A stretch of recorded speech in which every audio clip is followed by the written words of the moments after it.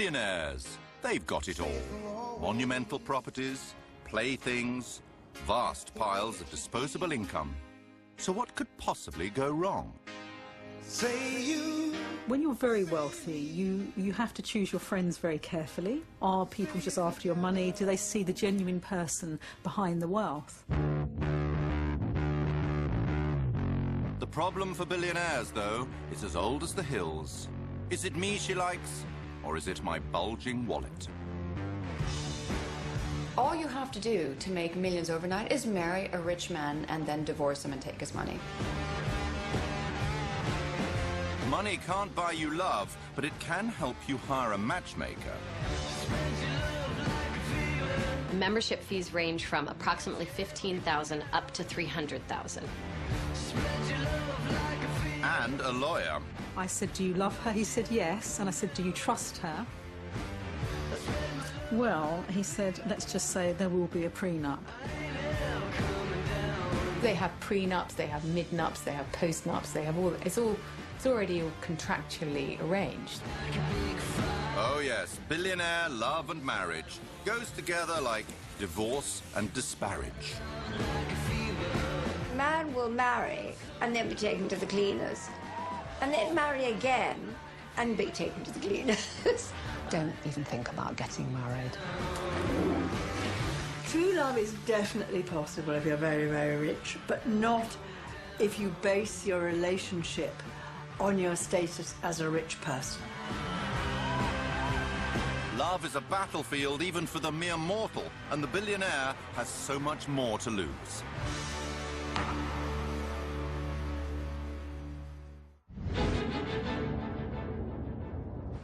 London is billionaire central.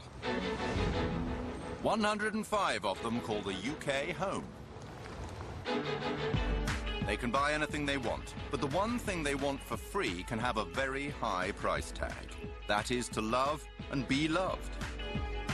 Choosing a partner is the riskiest investment they will ever make, because the city streets are paved with gold diggers.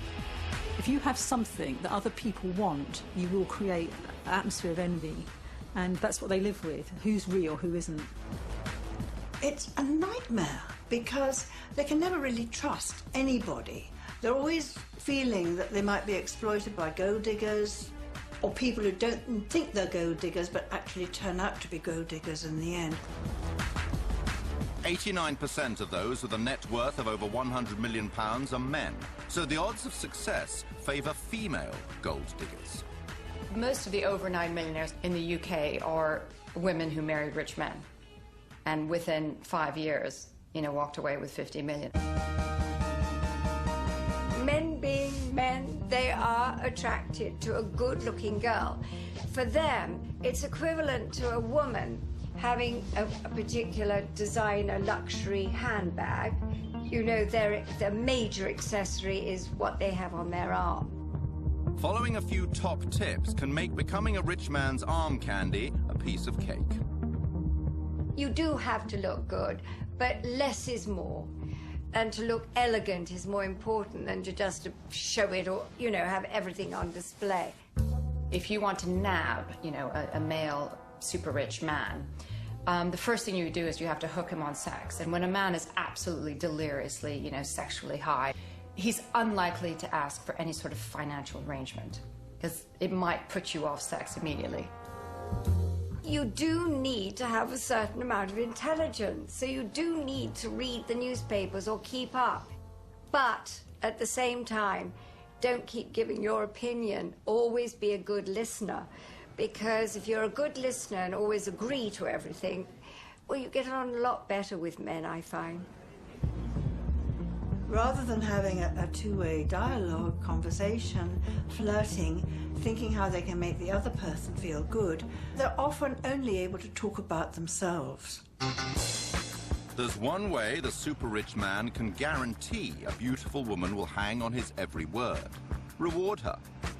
There are plenty of websites designed to help. You can have all the money in the world, but if you don't have anyone to share it with, what's the use? When you use seeking arrangement for the billionaires, all they've got to do is click a couple of buttons and voila, you've got your ideal woman. Seeking Arrangement is one website that offers to bring together 700,000 sugar daddies and 2.6 million sugar babies. A sugar daddy is usually an older man who works as a CEO, executive, clearly has additional income to spend on a relationship.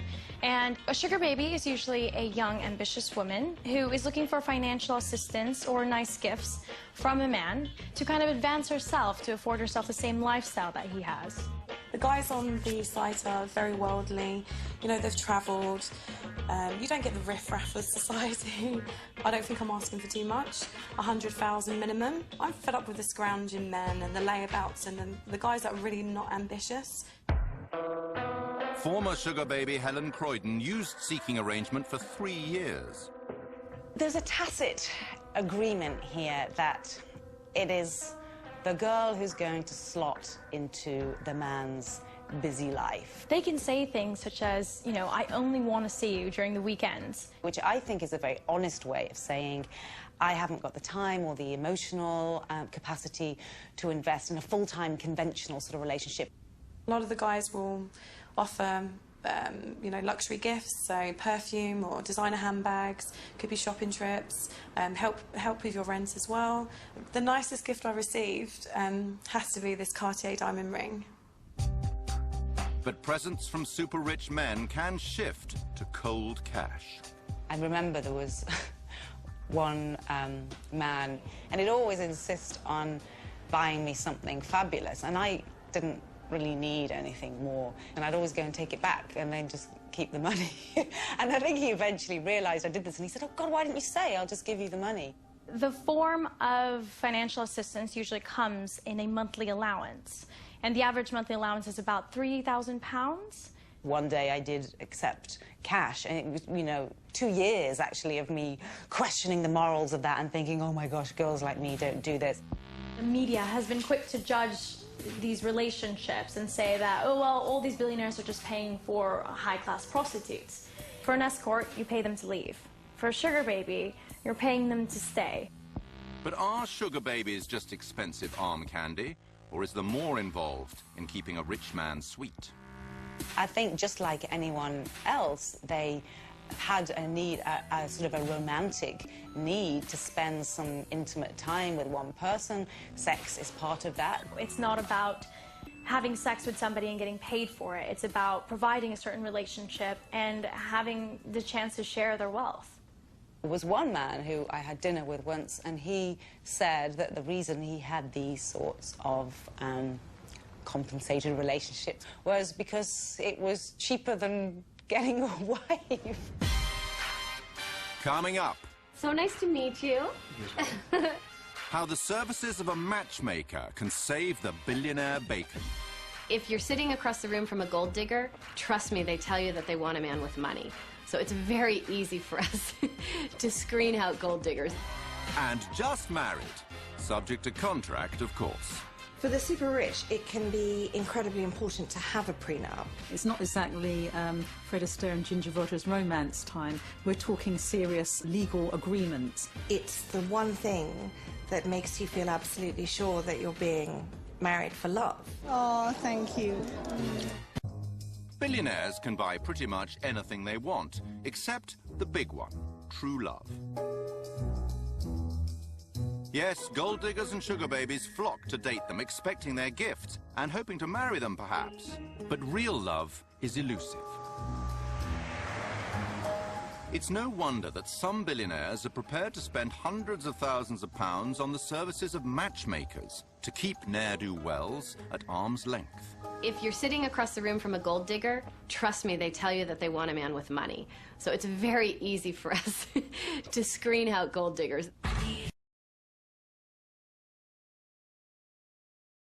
Based in San Francisco. CEO Amber Kelleher and her team help the super rich, both men and women, stay safe while searching for love. They can't go online because once you put who you really are, you can be searched immediately. You can go onto Google, you can find out someone's income. To not work with a professional matchmaker it's a no-brainer. We have 2 new elite clients that are on hold together and exploring a relationship. So the billion-dollar question, how much does it cost to keep gold diggers at bay? The membership fees range from approximately $15,000 up to $300,000. It depends on how many offices you want working for you, how many countries you want. We have 10,000 on average people apply per year, and we work with 200 of them. We have a phenomenal woman that's come on board. She was referred by one of our most important relationships. Amber's small, carefully selected client base has equal numbers of men and women.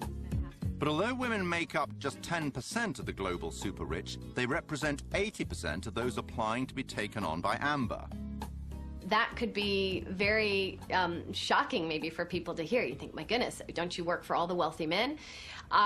We would if they were smart enough to call us. But this is Carolina, and how do you pronounce your last name so that I don't... It's complicated. Carolina Zaziniak. What are two things that you can share with us that you're excited about? Carolina is a former professional tennis player who started a couple of businesses and then invested very wisely. Sometimes I'm wondering if the men that I'm dating are more interested in, you know, what I'm worth, or some of the contacts that I may have. You know, there's always that wonder if they're interested in you for the right reasons. It may be deemed socially acceptable for a super-rich man to marry a beautiful, younger and poorer woman, but it's not for a super-rich woman to do the same. So, the pool of potential partners is significantly reduced. Is it that we know the gentleman first that appeals to you, or just the fact that maybe you're no longer in charge of your dating life and we're taking over? Nice meeting you. Nice to meet you too. Carolina is joining an elite matchmaking club. But there's another section that's even more exclusive. Well, we have what's called the CEO Club, and just 10 people per year are able to become part of this elite group. And they pay $150,000 to be part of the group, and then there's a success fee that matches that. 43-year-old David Boyer is someone Amber is thinking about inviting into the CEO Club. He made his millions working for McKinsey and eBay. So nice to meet you. Thank you for, Now, with great financial stability, he's looking for a long-term love. Well, clearly I'm looking for somebody who's fun and funny and attractive and intelligent, and who, when I talk to them, actually they get a sparkle in their eye. It's the best friend that I'm looking for. The Wingtip, an exclusive social club with a boutique attached, is just one place Amber takes her top clients. Hi, David. Good to see you. This is Louise. If you're an elite client and you join the CEO Club, where I personally work with you, I'll be at the TED conference, I will be at Sundance, I will be having private events on Necker Island. I am always looking for that special someone that could be a perfect match for my client. And the client determines what the level of success is. It's not just necessarily about that marriage certificate. Happily ever after for the prudent billionaire means riding off into the sunset with the one. But first, making sure the paperwork's in place before any pealing of wedding bells. All you have to do to make millions overnight is marry a rich man and then divorce him and take his money. I think the advice that I would give to somebody who is spectacularly wealthy, who's living here, is don't even think about getting married. Formidable divorce lawyer Raymond Tooth, known as Jaws, fights for the wives of the rich and famous. I say this, and I hope I don't get any hate mail. The fact is that the best career for a woman is to marry a wealthy man without a prenup. I mean, there was a famous case where a man was worth about 20-odd million. Marriage lasted 3 years, no children. She came into it with nothing and ended up with 5 million quid. 5 million quid tax-free. Billionaires who want to avoid being the get-rich-quick scheme for a prospective wife or husband need a prenuptial contract, a legal agreement that determines how the wealth will be divided if the marriage goes to pot. They're also handy for preventing arguments about which partner gets to keep tricky woo, and in one case even dictated the final destination of a taxidermied horse. For the super rich, it can be incredibly important to have a prenup because it's the one thing that makes you feel absolutely sure that you're being married for love.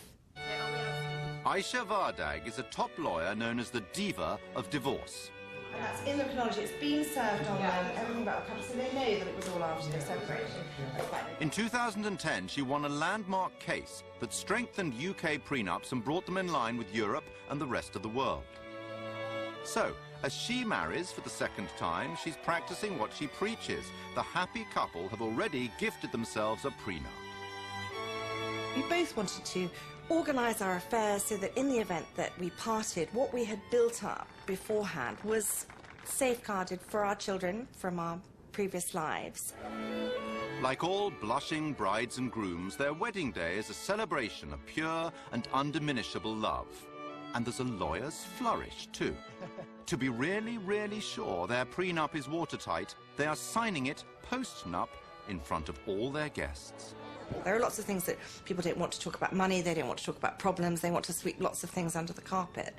Having gone through and dealt with all of that, we felt made our marriage much stronger. Oh, thank you.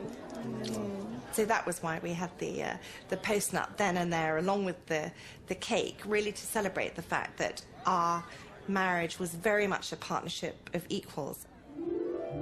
But when it's not a marriage of equals, prenups can have a nasty habit of accelerating divorce. If you start analysing what is going to happen when your marriage breaks down, you kind of almost inject into your marriage a kind of death wish. I had a client recently, he's met a younger woman, he's been divorced. I said, do you love her? He said, yes. And I said, do you trust her? Well, he said, let's just say there will be a prenup. So you have all the lawyers come in already before you've even started the relationship, dividing out who would have what, and you're only getting this. So, you know, if you do this, if you're unfaithful, you're not going to get this.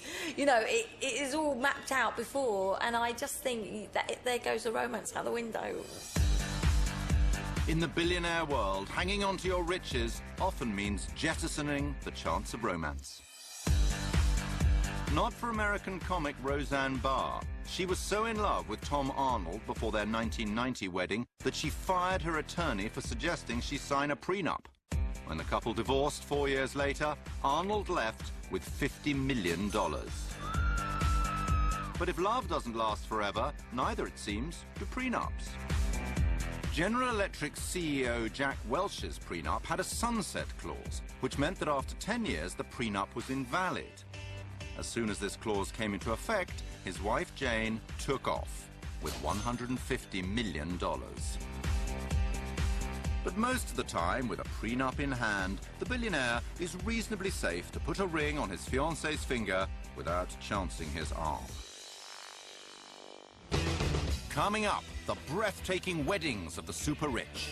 There was a wedding recently where the total dress bill was £16 million. A few weeks ago, we did a wedding where, for 50 guests, the bride wanted 13 wedding cakes. And the harsh come down as the reality of being married to the hyper-wealthy takes hold. What I usually see is that nobody is good enough. Things are not perfect enough. And the amount of unfaithfulness, not just by men but by women, is extraordinary. If a billionaire believes they finally found a trustworthy mate, it's time to show off their success with an extremely extravagant wedding. But impressing your billionaire peers can be hard work.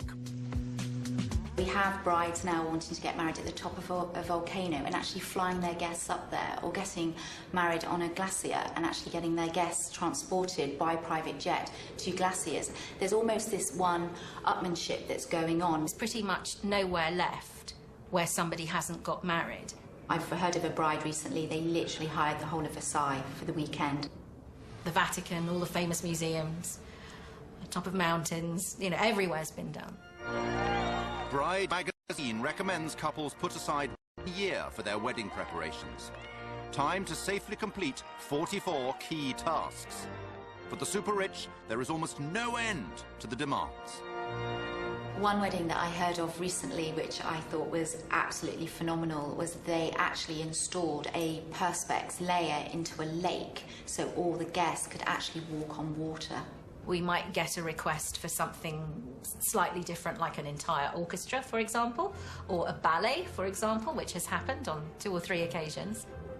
You have everything from elephants to flamingos to penguins, and I've heard of a wedding recently where they literally dressed up a troop of horses as unicorns. Sometimes it's about holding people back. And, you know, it's not appropriate to arrive on an elephant in the middle of London. Wedding bells, wedding bells.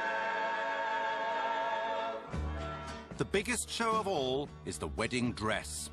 There was a wedding recently where the bride herself and all her bridesmaids wore Vera Wang bespoke, and the total dress bill was £16 million. As the average price of a London home is £500,000, these dresses would buy 32 addresses in the capital. The super rich certainly have their cake and eat it.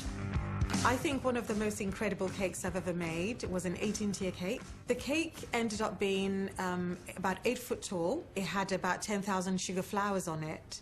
So, and that involved 6 people working constantly on that cake for a month.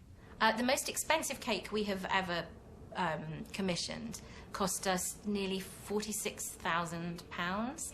Mainly to do with the fact that we flew the cake maker and her kitchen to another part of the world. We've certainly used edible 24-karat gold a number of times on our cakes. It really doesn't taste of anything. And it's just very decadent. I think it's the sheer opulence of it, the fact that you can eat gold.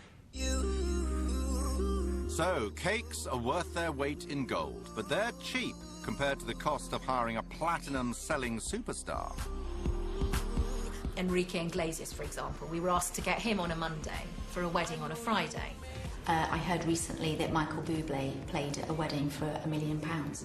The demand for these performers has gone up. Their price has gone up, so it's now stratospheric money.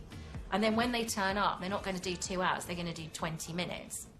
It's hard work being a guest at a super-rich wedding. Now there are weddings that are lasting literally 7 to 10 days, involving, you know, thousands and thousands of guests, several days of feasting. Those can be quite challenging, and they can be quite tiring for guests, because eating fabulous food and gorgeous champagnes and eating lots of seafood and caviar, it can get quite weary for people. But there are rich pickings to perk up the guests, who can expect a little more than sugared almonds. There was a groom and bride who wanted to do an amazing gift, and they gave each one of them a Rolex watch. And so the Rolex watch was incorporated into each of the bouquets for these 500 female guests. I think the most opulent or extravagant gift we've ever seen given was a small wedding for a group of Asians. There are 22 of them, I think, and they were all given the keys to a car. £18,000 is the cost of an average British wedding. For billionaires, that could be the cost of just one goodie bag. I think you could take the Kim Kardashian wedding and actually triple that, times it by 10, and I think we would still not get anywhere close to what the super rich are doing right now. Kim Kardashian's wedding to Kanye West is estimated to have cost $10 million.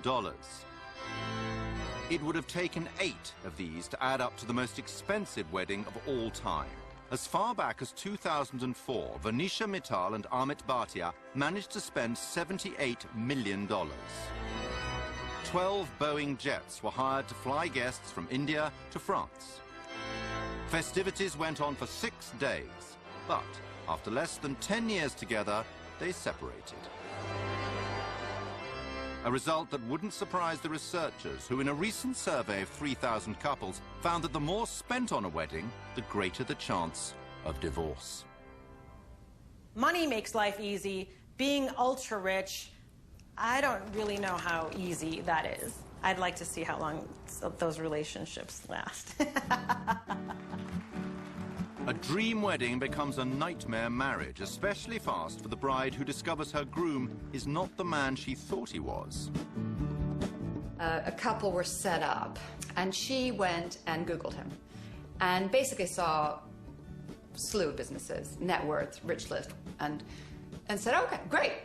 Anyway, they were married within a couple of weeks. Anyway, it turned out that she'd Googled the wrong person, and that there was another person with exactly the same name who did exactly the same. It was a very, very common name. And by the time she found out that she'd married the wrong guy, she was married. So anyway, that marriage didn't last very long.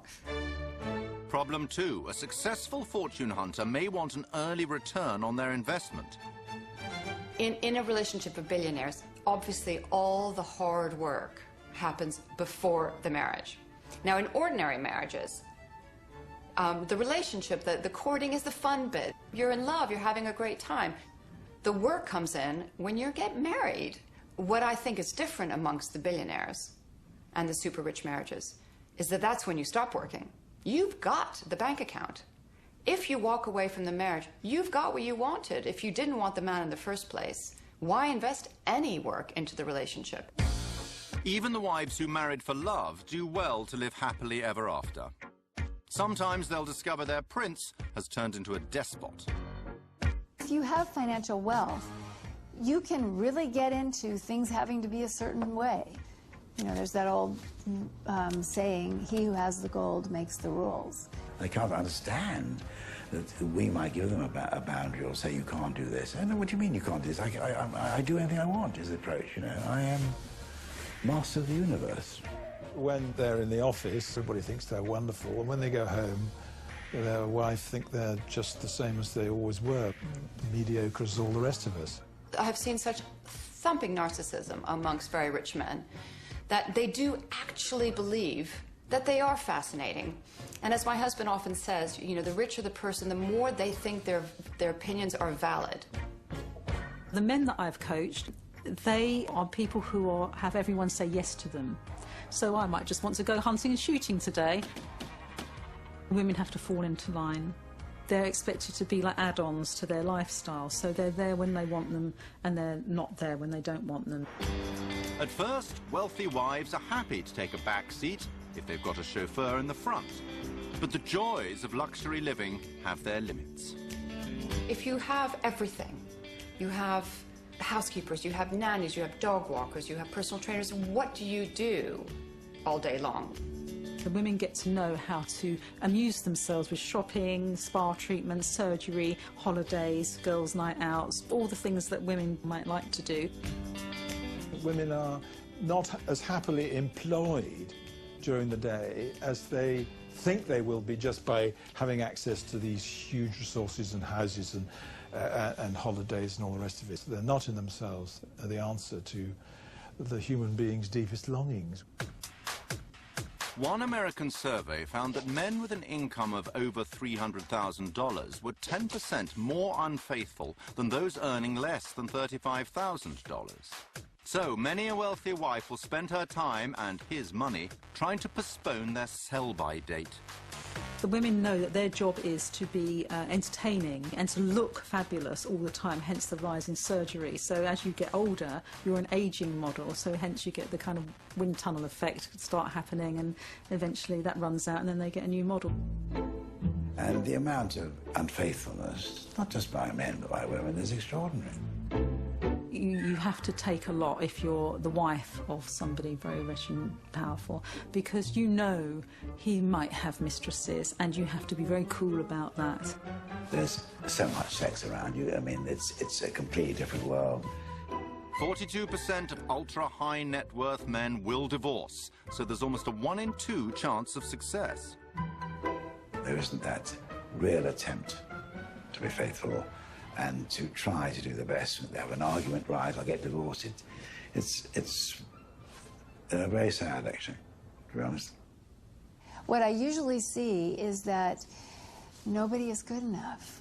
Things are not perfect enough. And I often feel like, wow, you know, it seems like if you had been assertive and talked about it, that it's perhaps something that could have been worked out. The fact of the matter is that people do not make enough effort to save their marriages. If there are no financial consequences to leaving that relationship, then you leave. Coming up, when marriage breaks down and there's no prenup, divorce is the quickest way for the super rich to lose a fortune. People are going to fight a lot harder over $100 million than they are going to fight over $1,000. The long-term consequences of going through these very high conflict divorces should not be underestimated. And one super-rich divorcee counts the cost. I think our marriage was a mistake, and I think we should have realized sooner than later. Huge money makes it hard for a billionaire to find the perfect partner, but easy to get rid of an imperfect wife. If you're really rich, it's like bang, bang, bang, it's over. They can divorce like that. They have prenups, they have mid-nups, they have post-nups, they have all, it's already all contractually arranged. So just when the rift happens, it can be executed quite fast. Without a legal agreement, divorce is very bad news for billionaire bank accounts. The wealth itself amplifies the problems. I mean, people are going to fight a lot harder over $100 million than they are going to fight over $1,000. London's divorce courts used to favour billionaires. Awards were according to need, not about equal division of assets.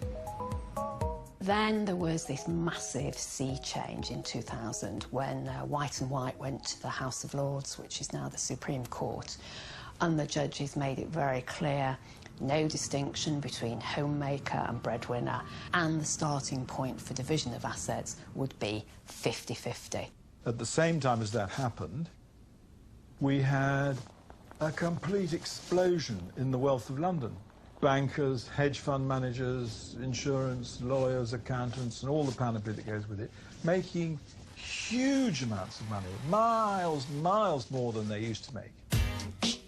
The wives of the super-rich and their lawyers were the new winners as London became the divorce capital of the world. There was a sense that people were just sort of staying married as passengers, and they might be lunching out and spending their days having tennis coaches and having their children cared for wall to wall by nannies, and then they sort of go off with some dashing young lover and take half of the fortune. One billionaire loser is Bernie Ecclestone, CEO of the Formula One Group. His strong views on the equality of women became clear in 2005 when he said, in relation to IndyCar racer Danica Patrick, "You know, I've got one of those wonderful ideas. Women should be dressed in white, like all the other domestic appliances." 4 years later, in 2009, the British courts valued Slavica, his wife of 23 years, rather more highly and awarded her £2.4 billion, around half of Bernie's estimated fortune. Such eye-watering awards encourage discontented wives the world over to flock to London. There are countries where if the case is heard at home, they'll get nothing. A wife will get nothing. The consequences for a wife who gets divorced in a Muslim country usually is that she gets nothing or virtually nothing. So there's a huge stake, so far as she's concerned, in getting a case heard here. To have their divorce cases heard in the UK, foreign wives need to prove their British credentials. Specific instances that I've seen have included ladies who don't speak English buying theatre tickets to English language productions. Sending children under the age of 10 to learn how to ride polo ponies, to study, a 14-year-old who was sent on flying lessons in Surrey, in order to try and say, here, these children are becoming more English than the English.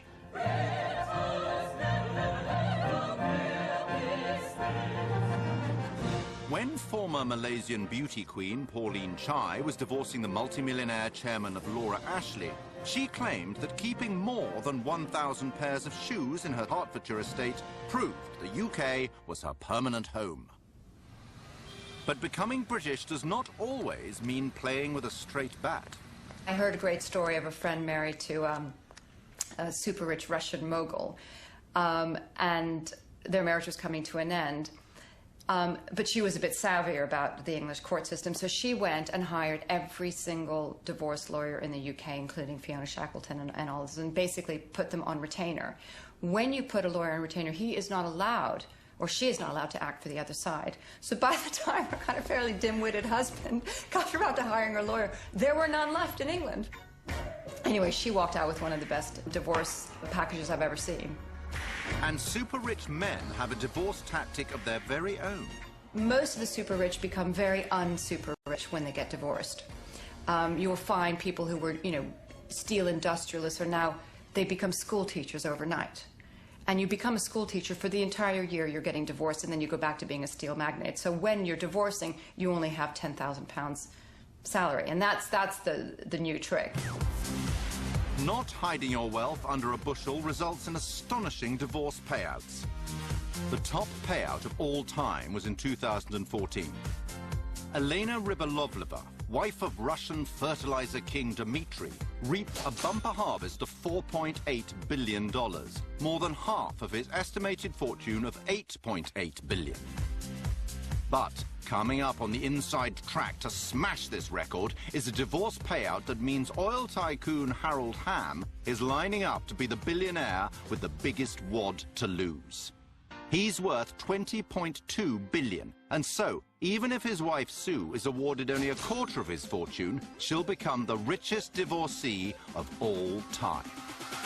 They become, on both sides, utterly obsessed with the result and winning, even if they're going to end up with a lot anyway, not getting the last few million. Women may be entitled to half their husband's money, but how much is he really worth? If somebody is absolutely determined to have assets all over the world in a network of companies and trusts, it's going to be very hard to find them. In July 2010, there was a court decision that made this even harder. Lisa Cengiz was born in Tehran and arrived in London when she was 13. She has always been surrounded by wealth. You know, this world is very colorful. It's very attractive. So it's very easy for a beautiful girl to want to be a part of it. In 2001, on the super-rich party circuit, she met Vivian Immerman. He was a food and drinks magnate known as the Man from Del Monte. He sold his stake in the fruit giant for £380 million in 1999. And 2 years later, he became Lisa's second husband. We were married within 8 months, so it was very quick. It was very quick. We didn't really have time to get to know each other. It's a glamorous world. It's easy to like it and love it, but you're not actually loving the person. You're loving what comes with it. After living together in London for 7 years, the couple separated. I think our marriage was a mistake, and I think we should have realized sooner than later. There's a lot more ties between the father and his ex-family. So one day, I guess he must have woken up and thought, I want to go back home. I didn't feel like home to him. Lisa's marriage finally broke down in 2008. Her brothers became her main source of support. Mr. Immerman shared an office with the Cengiz brothers. They took the view that they would see whether they could find on his computer evidence that he had more money than he was claiming during the process of the divorce. They went about getting access to his computer improperly and downloading everything on it. Masses of documents. It wasn't one little bank account. It was everything. Lisa Cengiz's brothers were alleged by Mr. Immerman to have removed between 250,000 and 2.5 million pages of documents, which they then handed on to lawyers for use in the family proceedings. While Lisa sued for £120 million, Vivian Immerman countersued for breach of confidence. The Court of Appeal were dealing with the most spectacular example of self-help that I think it's possible to ever imagine. And they said, quite simply and very boldly, no, not in our courts. So it has become far more difficult, I think, for wives to quietly, but probably improperly, to have a look at their husband's documents behind their back. Wives have to be far more careful than they used to be. Lisa still had a luxurious lifestyle, and so she decided to settle for £15 million. It had been a 5-year legal fight, and now with a new partner, she knows what it takes to live happily ever after. Marry for love, not for money. That's really, really best advice I can give. For the super rich, like the rest of us, there are no real winners in divorce. The long-term consequences of going through these very high conflict divorces should not be underestimated. And super rich men rarely learn from past mistakes. They're reluctant to let go of the arm candy, the trophy wife concept. And we see the super rich coming to us, maybe having been divorced 6 or 7 times, and yet again wanting a clone of the previous relationship. I always find it quite curious that a man will marry and then be taken to the cleaners, and then marry again and be taken to the cleaners. It's just, I suppose, every time they think this time it'll work. The ideal partner that you're looking for, because of the money that you've got, is going to make it more difficult for you to actually live a normal, natural life. There are always going to be attractive people making themselves available to you if you're very rich. With so many temptations to overcome, can the super rich ever find true love? True love is definitely possible if you're very, very rich, but not if you base your relationship on your status as a rich person.